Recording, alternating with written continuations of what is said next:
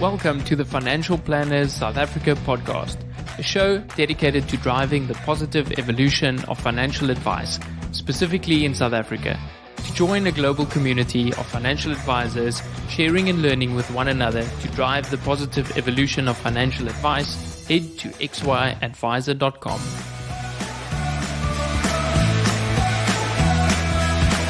Portfolio Metrics is thrilled to bring you this podcast in support of our common passion, people, and the evolution of wealth management. Our global business links precision investment management to expert financial advice through partnerships and technology. Portfolio Metrics is an authorized financial services provider. AssetMap is a proud sponsor of this podcast. Are you looking for the next big thing in advisor technology? AssetMap is used by thousands of financial advisors to help create more meaningful conversations with clients. See for yourself how AssetMap is leading the next phase of financial advice delivery. Learn more at asset-map.com/Louis for a special listeners discount. This episode is proudly brought to you by Alan Gray. They say it's important to live for today. Although that might be true, we can't forget to plan for tomorrow. There's a lot of it left, after all. Alan Gray is an authorized financial services provider. Visit www.alangray.co.za to learn how we build long-term wealth for clients.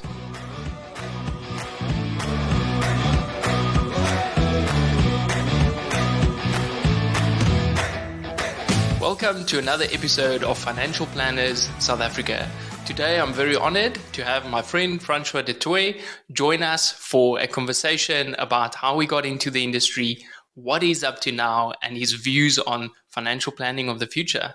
Francois, thank you so much for joining us. Thanks, Louis. Feels like this has been overdue, so very excited to be here today and to be able to chat to you. Finally, the tables are turned. You do this for a big part of your life where you speak to people that promote the positive evolution of financial planning. And today we get to talk a little bit about Francois. And I want us to start off with where things started. Maybe give us that kind of summary of how Francois got into the financial services industry. I think quite by mistake, or by chance rather, not by mistake, but by chance. When I left school way back in 1994, well, I finished in 93 and then 94 sort of visited the University of the Free State for a little bit and then decided studying is not for me. So I then joined the workforce at Standard Bank, which is one of the big banks. And I was there for 3 years. And then one day I got this call where this guy says, and I don't know him, he lived in the same town as me, but he was a broker consultant at one of the big insurance companies. And he said to me, I need to come and pay him a visit. And I went there, no idea why. And then when he was telling me about, consultants get a company car and a cell phone and an entertainment allowance, I said, where do I send my CV? No clue what I was getting into. That was quite a process. I think took about 3 months for all the things, but that was sort of my thing. And I quite clearly remember, Louis, when that very first day when I started, they were sending me to weird places to go and collect things and typical admin, you the newbie rookie. And I was younger. I was 22 at the time. And one of the youngest consultants that they've ever appointed. And I sit there and I think to myself, Francois, what did you do? And I had no clue. So it took about another 2 years from there to realize what this was all about. And sort of from there, my journey started. And it's always funny, Louis, I always say, I've tried to get out of financial services quite a few times, but it's it keeps on pulling me back. It's as if this is the place where I needed to be. But I also, although I started off as a consultant and I was an advisor at some point and I was in management and I did all these sort of almost everything in financial services, I was trying to find my place. And that was quite a journey. It took me, if I started back in 1998 in the industry, it really took me up until 2015, end of 2015, to really get my place and to understand sort of what's my calling, where I want to be, what role I want to play. But I'm still in financial services, and yeah. But that's just a short background on how I got into the industry. So yeah, it was quite a journey. Francois, what was the thing that made you stick it out for so long? Because that's quite a long time to feel uncomfortable and to find that spot. I think the variety and the continuous change, because I get bored very quickly. So one of the things that definitely I can say about financial services, it's the constant change, the constant movement, new challenges. And then the one thing that I did like, because for a long time I dealt with a certain group of financial advisors. Like if you as a consultant look after advisors, you have your what we call the unit. And you would look after, you have those relationships. So there was stability, but there's also this change. And then also I love numbers. So the calculations, the technical side really like appealed to me. So as I got to learn more about that, specifically when I was a consultant. So I can tell you in 2002, I was an advisor at one of the big banks, and I got to attend a course by Etienne Marais. Now, I don't know if you know Etienne Marais, but they were like the training people in the industry back then. And it was Etienne and his son Etienne. And I went to this, the very first time that I sat, it was a 5-day course on estate planning and estate and financial planning. And I was sitting there, I can clearly remember the Thursday, I sat back and I thought to myself, like, I want to do what these guys do. But I was focusing on the completely different things. I wasn't focusing on the training stuff, which I'm doing today. I was focusing on that they consult with clients, charge them a fee, and don't sell them anything. You know, that's all they do. They leave that up to the advisor. They support advisors, but from the advice point of view. And I thought to myself, that's what I want to do. And that was back in 2002. And I think that really got me hooked at the end of the day, because the way I viewed things, the value I could add to financial advisors after all of that experience, that's really where I think I would say my career took off in financial services, and where I thought, like, I love this environment. So I think that's sort of the two things. The one thing is this ever-changing environment, and then the fact that I saw what they did and I loved it. I love this concept of kind of exploring and seeing what works for you and getting comfortable with change. It's something that's come up with quite a few people that we've spoken to, that we need to get comfortable with things changing, because that is the only constant. Yeah. It's the only way you can grow. If everything is the same every single day, and, what is there to look forward to? I know that some people really love they know what to expect. They know exactly what's going to happen, no surprises, but life just doesn't work like that.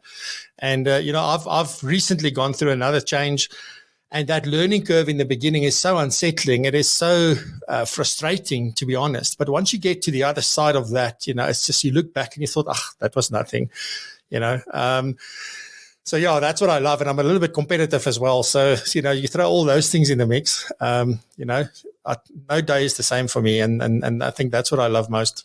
Makes for a really good recipe. But I'm sure there was times where you said, did I make the right decision? Like second guessing yourself. Tell us a little bit about that, because I think we all have those days. But the difference is, how do you get through that? Yeah, I think,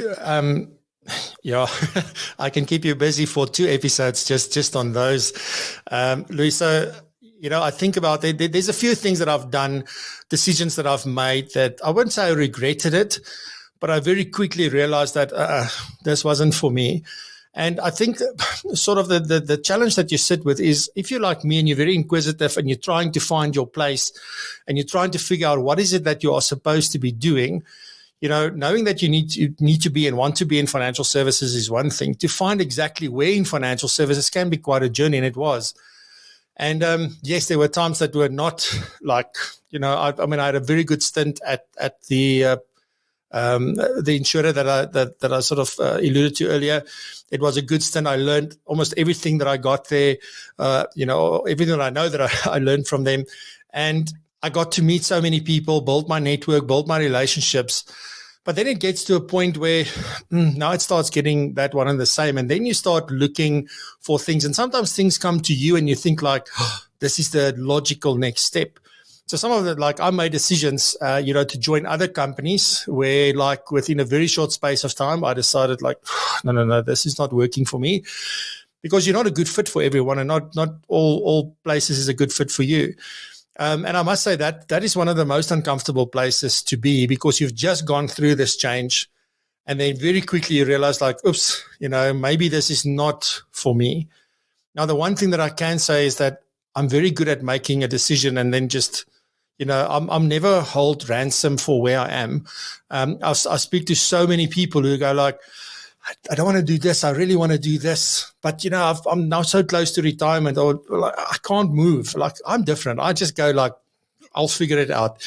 And sometimes that has put my wife through a lot of stress and a lot of pain, which I'm grateful she's still around. But it's, it's really those things where I've never been afraid to make a change.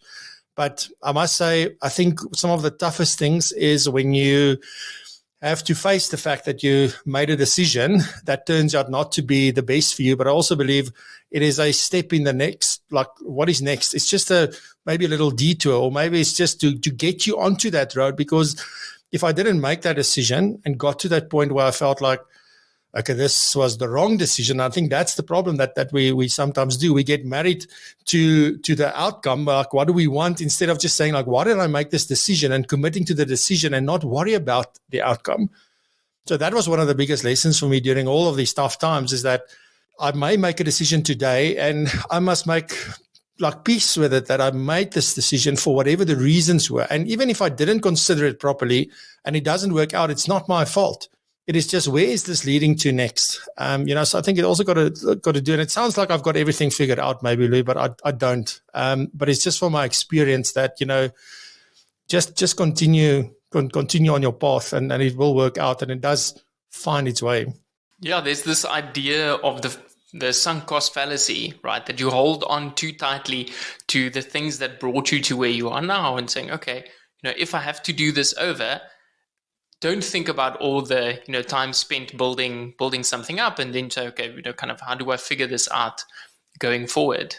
Which it sounds like you have managed to master. So I won't say master, but definitely, it doesn't bother me as much anymore.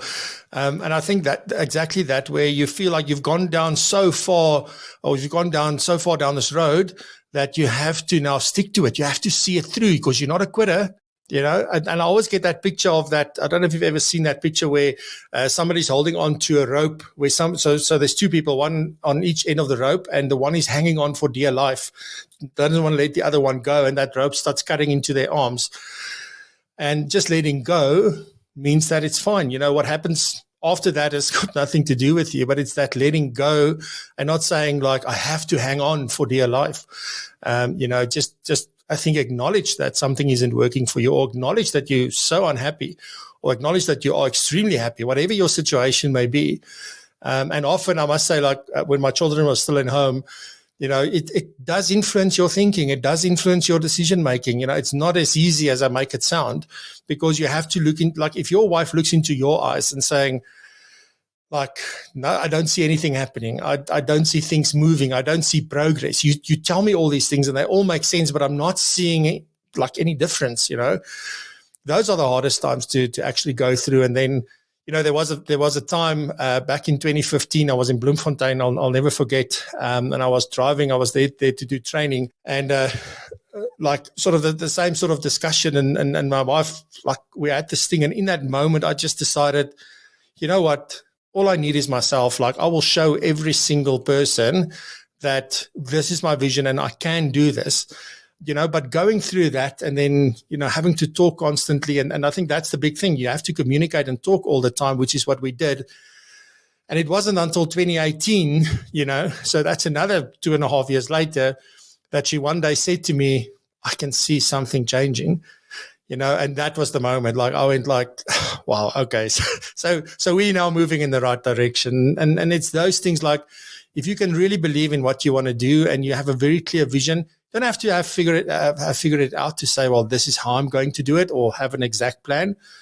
But you definitely need to, if you really believe in it, then you can make it happen. And so let me first stop there, because like I can go on and on. Thanks for sharing that with us. I'm wondering kind of what happened in 2018. What was that tipping point for you that your wife said, oh, actually, I can see this vision play out now that Francois has?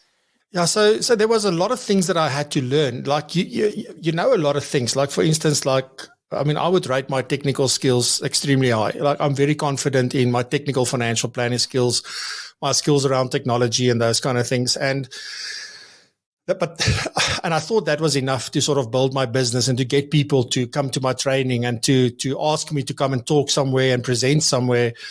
And it wasn't, because there's a lot of things that goes around it, and that I had to learn the hard way, I would say. And because of that, I lost a lot of confidence since I started with this particular part of my life in 2015. Is that you don't believe that you're going to get a deal, or you don't believe that somebody sees your value. I think that was the worst for me, where you listen to other people who do what I do, and then you go like, it's like, but it's them, it's not me. And then the more I started listening to what they were saying, I was going like, but I say that, I do that. Oh, I believe something different from them, And then as I started very, very small, I mean, there were people that believed in me from day one. But I mean, they weren't enough, unfortunately. So it was very hard in the beginning, and I just stuck to it. And I learned now, it's easy for me to look back now and say, if you just do that little bit, just focus on that first deal, the second deal. Don't worry about the size. Don't worry about your pricing. Don't worry about, anything. Just make sure that you get a deal, number one, because that builds confidence. And then over time, as you build your brand and you build your name, the other things just fall in place. If I go back 2015, 16, 17, I can't tell you how many meetings I had where I was doing proposals and talking to people and then getting very excited, and you give them and everybody wants to sort of cut your prices and wants to do that. And then from 2018, I think as things started slowly building, I had recurring customers, so clients that came to us from the previous year. So it was sort of the same kind of proposal, the same kind of thing, and things just continued. And my confidence started building.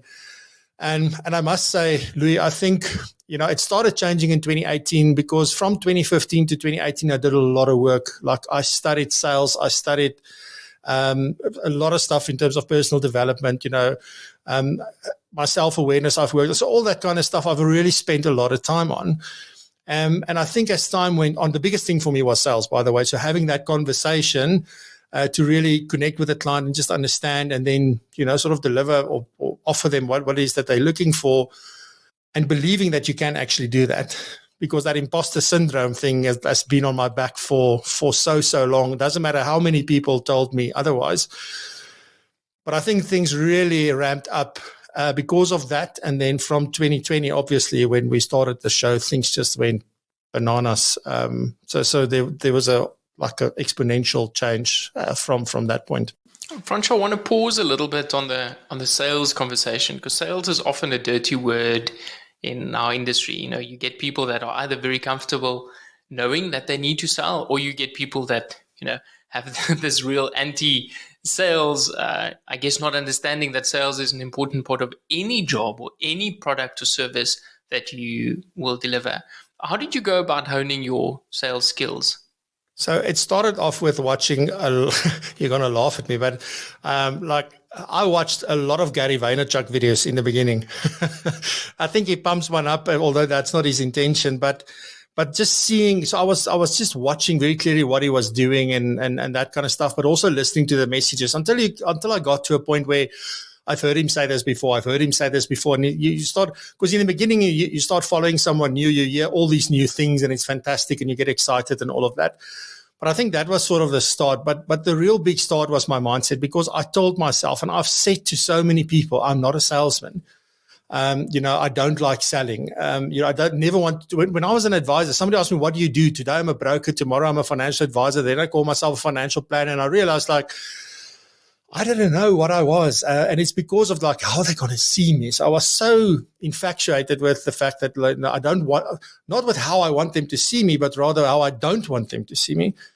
And that was a big thing for me. And I just then decided, so where things changed is actually when I sold my practice in 2016, because I was in practice until 2016. And then I went full on into the training stuff. And suddenly I experienced a different mindset, or I sort of changed my mindset, but it was so much easier because I didn't have this baggage that I sort of built up for myself over the years, because don't see me as somebody who sells policies, or don't see me as someone who does X, Y, or Z. If you don't sell, you're dead. There is no business in this world that will survive without selling. I mean, even nonprofits have to sell. There's no way. Even to get donations, it's a selling process. You don't get anything for free. You got to work for it. But you also need to sell your dream, your vision, your purpose, your mission, what it is that you do, why you do it. And doesn't matter, because you know that there's a huge shift in financial services away from certain things to other areas. But you still have to sell. And to sell simply means, in my mind, that one, you need to connect with the person that you want to help, and it has to be a good fit. That's really what selling is about. If we can determine whether we are a good fit or not, the rest is a conversation and falls into place. So, I mean, there's a lot of methodologies, a lot of frameworks, a lot of process that you can follow in terms of sales. But I think that sometimes, when you're new to this, it gives you a framework to talk around. But at the end of the day, sales should just be a conversation. But you should also know how to look for certain things to know that you're not wasting your time, because not everybody is a good fit. So that's what sales today is about for me, is finding that good fit. And the rest is actually then easy.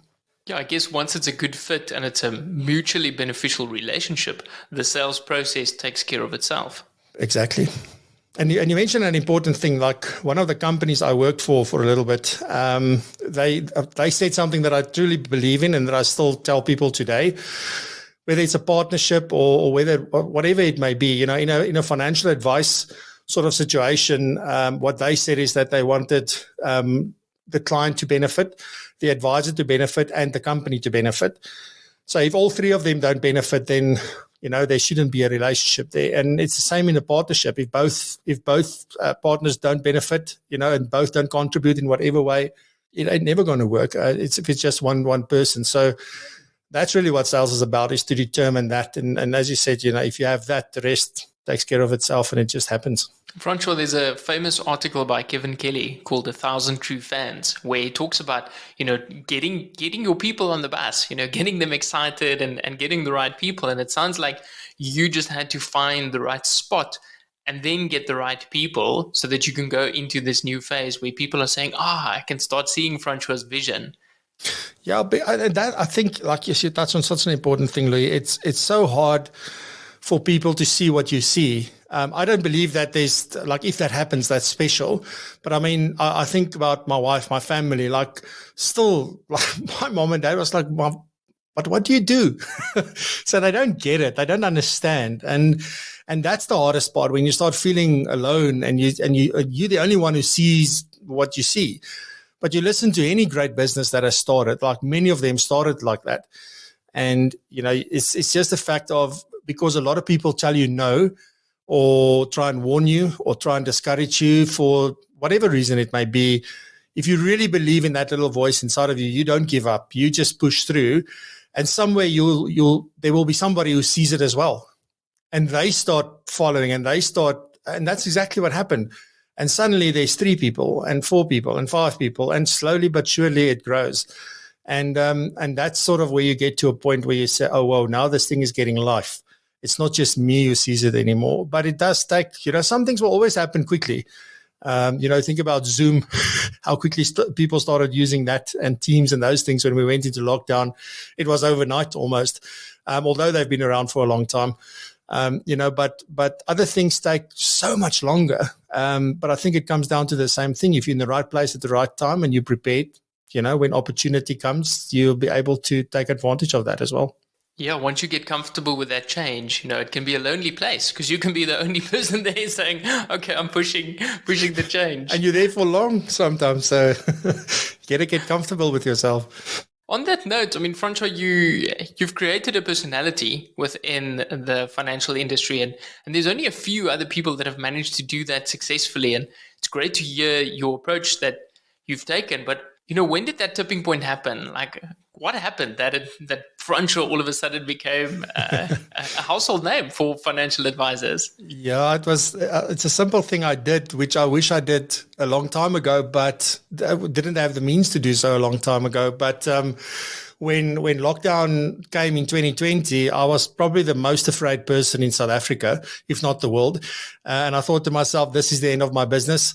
This is not going to survive. I had all these things, and I just thought to myself, I need to do something. And then one day, in March, I was watching a guy called Pat Flynn from what is this from SPI? I can't remember the name now of the podcast, but what he was doing, he started going live every single day on YouTube.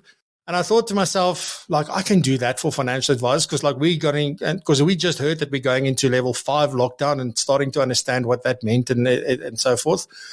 And I thought to myself, I need to do something to keep my mind off of the things because I have this tendency, like, when I stress a lot, it almost numbs me and I do nothing. It sometimes takes me a week of just thinking. And for a week, I do absolutely nothing. And I just thought to myself, I can't do this. I'm going to go mad. And I decided to go live every single day. We started off with doing it on YouTube and LinkedIn. And then sort of the first episode, there was one person, old Terence Tobin was there. And he asked me, I was watching it the other day, he was asking me questions, and I owe him a huge steak or a coffee because he didn't leave me alone for that hour. But I also then, because the format was going to be just a Q&A, I pitch up, you ask me questions, I answer questions, I help you think through things, maybe whatever. And but in that first episode, like halfway through, I thought to myself, no, this is not going to work. Like, I need to come up with topics to talk about and give people a reason to ask questions, because I think everybody was in such a space where they didn't know what to do. They were also stressed. They were also worried. And that's what we did. So slowly but surely, those first 10 episodes, like, we went live every single day, and we did so for 75 days. And I think that's where it started, because in that level 5, level 4 lockdown period, people were talking about it and they were sharing it, and they were like, really, and that's how we sort of built a little bit of a following there. And I think realized after the 50th episode what's happening, because I thought it was just a show with an audience. And then suddenly you saw people connecting in the chat, live. They would talk to each other, say hi to each other, ask each other questions, answer each other's questions. And then I did my bit. And I started realizing that this is starting to be a little bit of a community, albeit small, but that's what we did. And I think that's where it started. And that was really the tipping point for me, is when, like, just the right place at the right time, I think, which seemed to be a crazy idea. But because there was no plan, there was no strategy, there was no reason other than, please, don't let me go mad. That was my, and I think that's a big lesson now that I think about it, Louis, is that you sometimes do something for no reason at all, and it turns around and it becomes the best thing that you've probably done. Wow. It sounds so therapeutic, having people come in and join and almost having to share what they're going through for 75 days in a row, knowing that you're not alone in this. And, in our industry, you can often feel alone. You might be running your practice by yourself, or you might be struggling to find clients, and you made these people not feel alone. And thank you for that. No, it's a pleasure. Yes. They made me feel not alone. I think that was the biggest thing. So but it's just such a privilege. What's the learnings that stand out for you? What would you have done differently in those first 75 days, knowing what you know now? Yeah, it's a good question, Lee. I don't know. It feels like everything just worked out the way it should have. But if I were to do it from scratch today, I don't know. Like, I don't want to change anything about it, because it was such a organic, genuine, from the right place experience that I wouldn't want to change anything. If I were to do it differently, I were to start it today, it would probably be for a marketing and a branding reason, which would be completely different. Which was, and funny, those are the two things that was the unintended consequence of what I did. But as I said, still today, I don't really have a plan. All we did is we changed the format a little bit. We make it a little bit more. We've got different segments, different people coming on the show. It's not just me, because it used to be just me for an hour talking about a topic, or I would be interviewing a guest for an hour. And we've changed it up. We're now also doing a little bit of panel interviews and things like that. So we try and change it up and make the quality better. Sometimes I broadcast from weird and wonderful places, if the internet allows. I've had 2 of them. One was great. The other one was supposed to be great. It wasn't so great. But that's what I want to do. I actually want to go traveling with the show and broadcast from anywhere in the world, a few places. So we've got some people I'm talking to, like the day I can travel, go visit them and then do a show from there. So those are some of the ideas. But I can't. There's nothing huge that I would change. It was just, I think the the experience that I had and the learnings from a personal point of view has been so great that I wouldn't want to change anything, to be honest. Yeah, people don't always see the hard work that has gone into you, now having a very successful channel and, speaking everywhere. They don't see, often talk about the kind of overnight success that, took 10 years or 15 or 20 years. Sure. It's not always as easy, and, having enough time to build that up, I think, is important. Was there a time where you said, hey, I need to change and this is something that I'm not going to stick with during those 75 days? No, not once, eh? And it's the weirdest thing because I do have a problem sticking to things. I would start something and then get bored with it. This is the one constant in my life, like the one thing. I've started exercising, stopped. I've died, I've stopped. I've done all weird and wonderful things like, creating all different kinds of content. But this is the one constant in my life. We're now on 147 episodes since we started. And I mean, obviously 75 and 75 days went like that. We went then twice a week and then now just once a week on a Friday. But it's just something that it's just part of who I am now. It's just like we do this and we arrange things and, have topics for things to talk about. And sometimes I run out of topics, but, it's always there.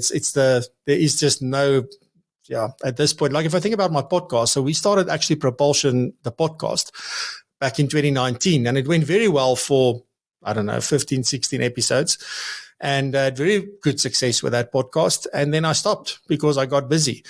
And whereas the show, we're on 147 episodes, so it's like my baby. It's like I'm not letting go. Yeah, just showing up. And there's no one holding you accountable. There's no one saying, hey, Francois, you need to do this. Okay. The community, because I made them a promise. So, and I think that's maybe the big difference, Louis, is when I started, I said on LinkedIn, I said in my email to everybody that I'm going to do this every single day. Whereas I didn't tell anybody about the podcast, like I'm committing to do X, Y, Z. I just started the podcast. And maybe that's the thing that was the big difference, is the fact that I said to everybody, and I know a lot of these people personally, so like you can't go back on a promise like that. And now it's a habit. I think it's just, so now I'm being held accountable. Like nobody's phoning me or asking me, have you done this? Have you done that? But I'm being held accountable. You've tricked yourself into being accountable. Yes. Francois, from your discussions with financial planners, like what are the themes that you see play out? What are the things that specifically younger financial planners are struggling with, where we are now in a world that's, predominantly digital, that has changed overnight? What are the things that stand out for you? I think there's a few things, and maybe some of them, sort of aligns with my journey as well. I think some of the hardest things is where to start, where do I find clients? What is it that I want to do in the first place? What is it that I want to focus on? How do I get into this business? Where do I find a mentor? I think that's a big thing, because although you have a young generation and a much older generation, maybe if you look at our demographics in terms of financial planning in South Africa, you sort of often don't know where to start and what it is that what should I do first and what should I first focus on? And the one thing that I am seeing a lot more of is these different little, communities, bodies, memberships, call them what you want, that pops up all over the world, not only in South Africa, that offers them this opportunity to be able to do this and to slot into somewhere where they can feel that they are supported. Unfortunately, it is so that you start in a certain area of financial services, you get taught in a certain way. You start in another area, you get taught differently. And it takes some time until you find your feet and have enough information in order to make your own decisions about what you want to do. And I think maybe one of the things that is really missing is, it's not career guidance or counseling or anything, but it's in that vein where we need to give the younger generation more of exposure to what are the different options you have within financial planning in South Africa, and where's the best place for you? Like what resonates with you and what speaks to you. I had a very interesting discussion with somebody yesterday where a group of IT guys have created an app, and now they're looking to also start an FSP. They think it's just, we've got this great business idea and let's do this. And then but there's all these requirements for you to have an FSP in the first place. So how do we cultivate, I think, the right behavior and the right focus, but also, on the other hand, the one thing that I've learned, Louis, is that, because the one thing that I despise, like more than anything else in our profession at the moment, is when we start doing things differently, we love to point out those who still do it the old way, or like, how can you do this? And that's not right. And look at these costs and all of those things. I don't think it's doing us any justice or any favors, for that matter, as a profession. We should just be focusing on ourselves and saying, this is how we do it. This is what we believe. Clients, young and old, are more than capable of making that comparison for themselves.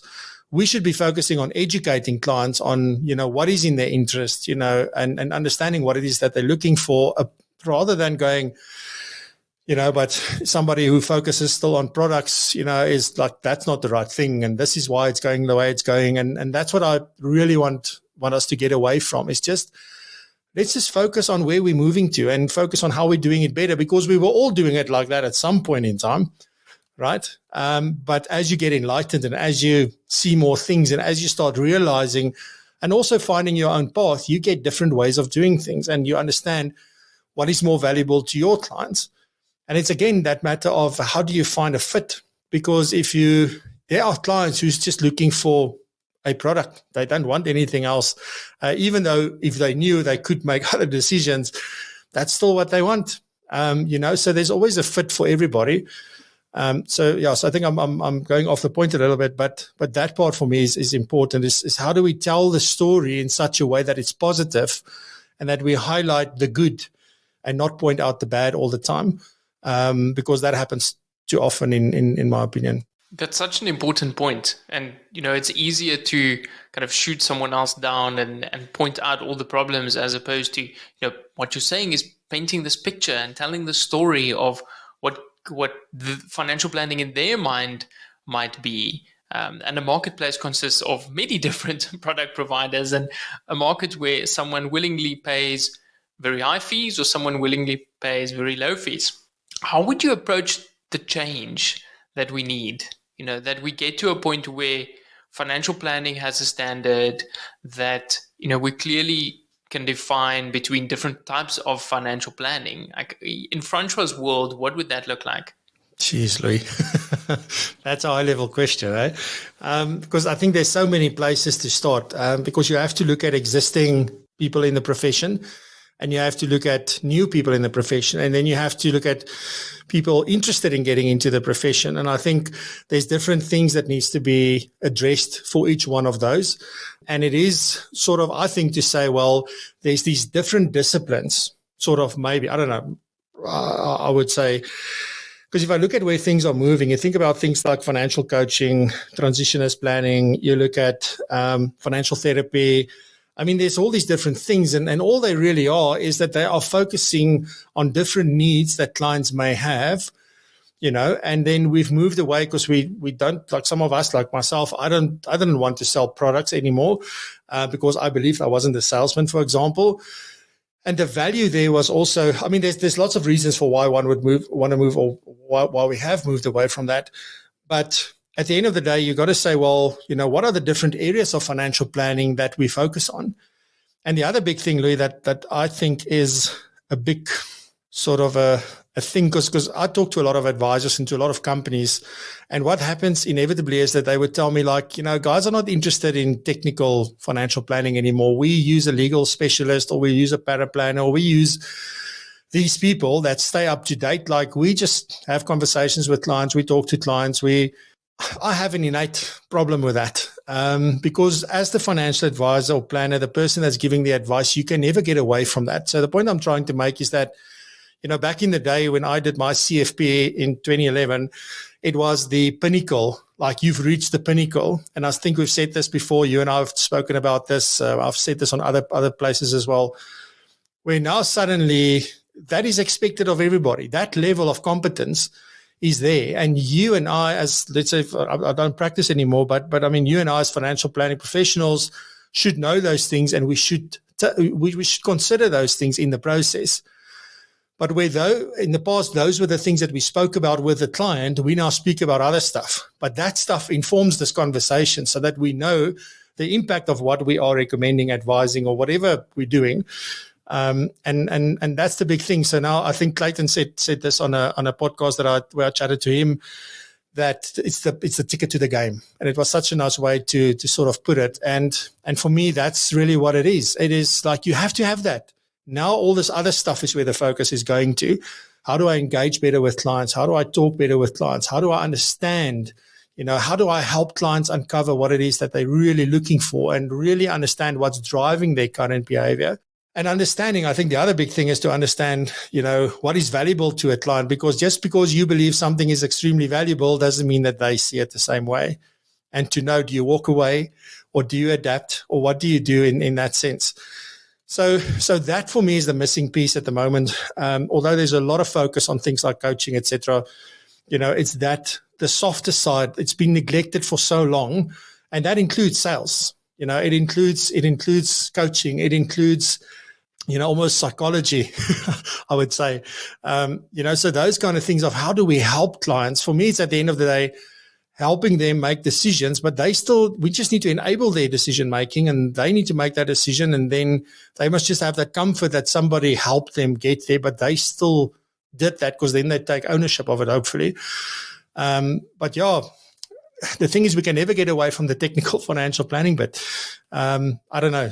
And so that would be my view. Thank you, Francois. I think that's a brilliant answer. And, looking at the whole financial ecosystem, that would then sort out, these career tracks that people can see, oh, this is the path I need to follow to get to this specialization. And, the ticket to the game is having a designation so that we can give professional advice through different pricing mechanisms. Sometimes it might be commission, and sometimes it might be a invoice or monthly retainer. The Financial Transitionist Institute talks about a thinking partner, and that's such a great term, right? That you're not making decisions on the client's behalf, you're helping them to unlock their potential.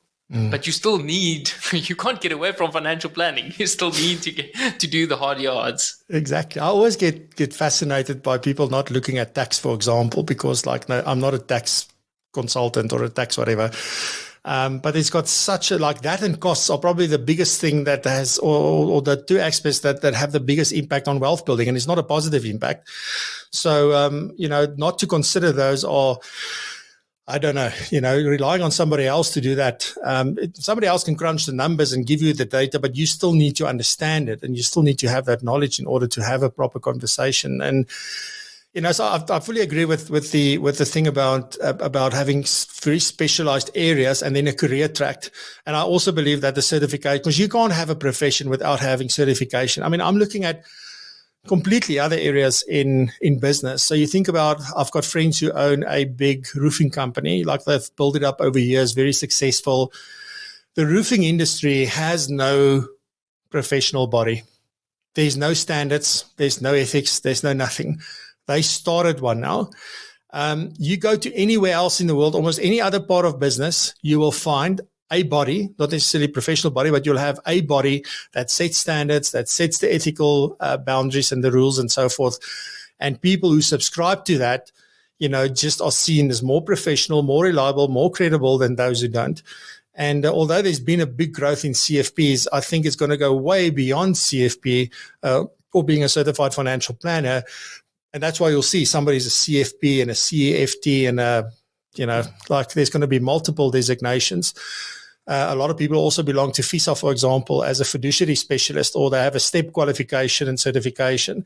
So those are the kind of things that I think doesn't make you professional, but it does add to your credibility and the value that you add, as well as the kind of business that you can build. I still believe that true professionalism comes from your behavior. It does not come from your qualifications or your certification. It absolutely comes down to behavior at the end of the day. So you need both, because great behavior without the knowledge is dangerous. Knowledge without the behavior is just as dangerous. So you do need both. But the fact that you have these certifications doesn't mean you're professional. So I think those are the kind of things that we need to have more clear direction. And, how often do you say, a consumer will be confused by what is a CFP and a CFT and But if it's very clearly defined, maybe that's going to help us change that. Yeah, this is such an exciting time to be in our profession. We will get to see, hopefully, how these things play out, and it'll probably be very different from what we are discussing. Well, I'm pretty sure you will definitely see it out. I'm now getting closer to 50, so I'm not so sure if I'll make it. It'll be in my lifetime, but there's huge movement and a huge change. And I think also, just to maybe bring this in, Louis, is the role that technology is playing.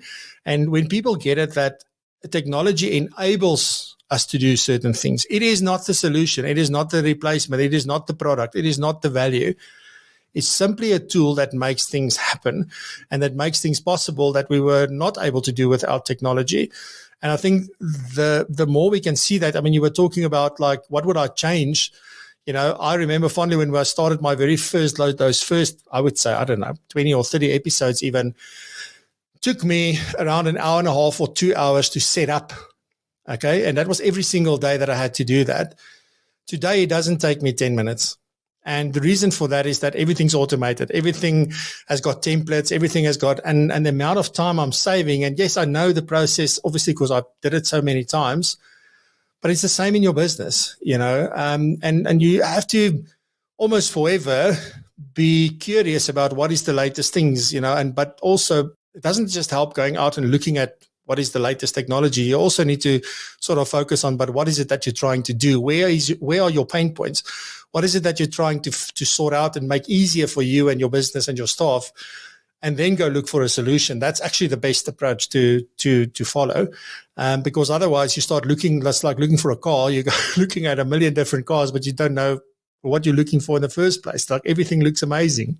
Francois, do you find that people define their problems accurately? Because there's this tendency of wanting to just pick, like you're saying, I want to pick this car, or just tell me which car I need to pick. Yet what you're saying is that we need to define the problem, but I'm wondering how easy that is. It is. That's why we're not doing it.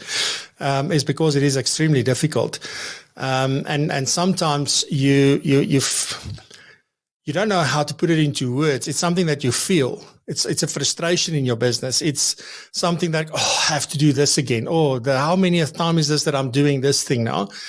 Those are the kind of indicators that you need to explore that more and understand.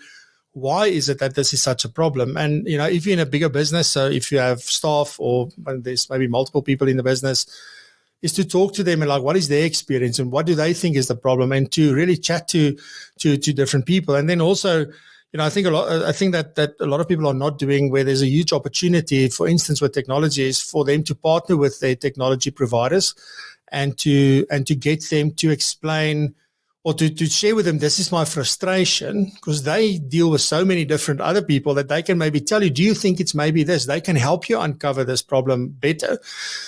But it does start with you as a business owner or you as a financial advisor in your practice to say, well, what are the things that's causing me frustration? Because there's a problem there if it's frustrating. Usually, I would say most of the time. But to answer your question, Lee, no, it's not easy to do. You can say that, we spend too much time following up with clients, for example, but that doesn't mean that's the problem. That's just what you're experiencing.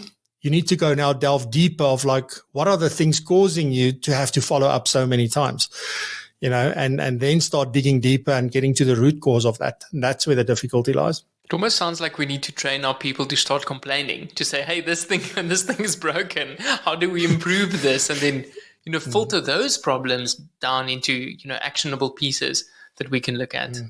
And maybe also, Louis, that it's not only looking at, obviously we always tend to look at it from your business's perspective, but what are the problems that your clients are facing from, in terms of working with you? Do we ever ask them, what is the experience like, and what do you find can work better, and probing those kind of things, so that, because clients will tell you, but they won't offer that information. We have to ask them, and we have to have a plan to engage with them and say, I want some feedback. You're sending them a link. How was your experience? Like a 9 out of 10, that's great. But it doesn't tell you anything. So we really need to ask more particular questions so that we get more specific answers from that point. But getting that data and information and insights from clients is, I think, a great place. Because we talked about it earlier, like being a partnership, both needs to benefit. So it's not only your frustrations in trying to make things more efficient in your business, it's also making it easier for your client to do business with you. And sometimes the things we do to make things easier for the business causes more frustration for the client. And that's where we sort of miss out on the opportunity. So we need to understand the impact on them, but also like, what would they like? And also remember, like, they are experiencing, change, progress in other areas of their lives, in other industries. And they go like, but if I can do this here, why can't I do this with my financial planner? And those, that's where the drive will come from. If you're still a financial advisor saying like, my clients don't do technology, watch this space. I had Matt Reiner on one of the episodes, and he just released a book where they talk about advisors being afraid of technology and how the advisor is actually equipped to deal with the human side of things and become the information station is the word that he used. And it was so Brilliant. Refreshing to hear that technology has its right place. It doesn't necessarily have to be the answer for everything, and we also don't necessarily have to be scared of it. Yeah, absolutely. That's a great way, like information station. But definitely, and that's why I say it's just a tool. It's nothing else, nothing more. It is what it is, but it can make our lives so much better, and it can make things so much easier for clients if we do it correctly. I just always use this example about filling in forms. My wife was complaining in the week. She had to go see a medical professional a few weeks back. What an experience. Like everything just easy, just worked. You could fill everything electronically. Everything got sent. Now she's going for another appointment tomorrow with another medical professional, and it's still old school kind of forms that they did send it at least to her before the time, but she was complaining about how hard it is and how difficult it is. So, and it's, do we think about those small little things? So I fully agree with what he said. Brilliant. Francois, thank you so much for a great conversation. If people want to reach out to you or learn more, what's the best way for them to get hold of you? Yeah, LinkedIn is the easiest. You'll find me on LinkedIn, just Francois DTZA. If you just go look for that, or just obviously search my name on LinkedIn, you will find me. Very active on there. And so through that, you can contact me on anything. Otherwise, the website is propulsion.co.za.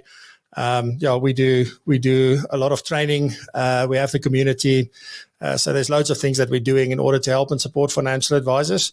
And I think the biggest thing of what we're doing is the community that we've created, because it's all like-minded people, forward-thinking, professional. They care about each other. It's a small community, but it's growing, and that's the important thing for me. And when we start getting feedback around like the things that people have implemented and that have changed their business and their lives dramatically, that's when I get teary-eyed. That's the thing. It's not anything else.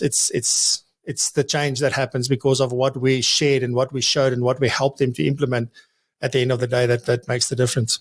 Brilliant. I'm sure Terence is really happy that he showed up first day for your podcast and your live stream and is still there. He's been a guest on the show, and you can listen to what he's implemented in his business. And it's wonderful to see how everyone's just so connected in this community, a global community at that matter. And thank you for the massive role that you play in that, Francois.